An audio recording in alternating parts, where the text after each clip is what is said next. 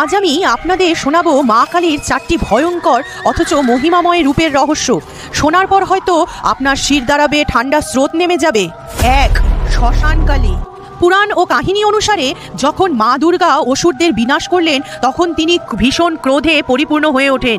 সেই ক্রোধ থেকে জন্ম নিলেন কালী রূপে, গলায় মুন্ড মালা, হাতে খড়গ, রক্তে ভিজে থাকা জিহ্বা। কিন্তু সেই ভয়ঙ্কর শক্তি থেমে থাকেনি, ক্রোধ আর ভয়ঙ্কর আকার নেয়। মা তখন শ্মশানে নৃত্য শুরু করেন। শ্মশানের আগুন, চারপাশের মৃতদেহ আর মৃত্যুর পরিবেশকে কেন্দ্র করে মা শ্মশান কালী রূপে প্রকাশিত হন। 2. ভদ্রকালী। কিন্তু কালী শুধু ভয় নয়, তিনি মাও বটে। ভদ্রকালী রূপে তিনি শান্ত, কল্যাণময়ী, চোখে করুণা, মুখে আশীর্বাদ। এই রূপে তিনি সংসারে রক্ষা করেন, অশুভ শক্তি দূর করেন, ভক্তের ডাকে দৌড়ে আসেন সন্তান রক্ষাকারী মায়ের মতো। 3. চামুণ্ডা কালী। অসুরের রক্তে ভিজে ওঠা যুদ্ধক্ষেত্র, সেখানেই দেখা মেলে চামুণ্ডা কালীর। শুকনো চামড়া, দুধারে দাঁত বেরিয়ে থাকা ভয়ঙ্কর মুখ আর জিভে রক্তের লাল দাগ।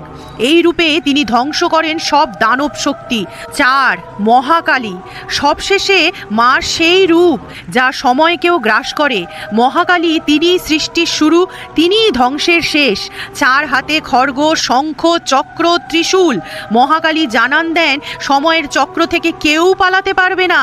ভক্তের কাছে এই রূপ শক্তির উৎস, আবার শত্রুর কাছে চরম ভয়ের প্রতীক। একবার কমেন্টে অবশ্যই বলে যাবেন, জয় মা কালী।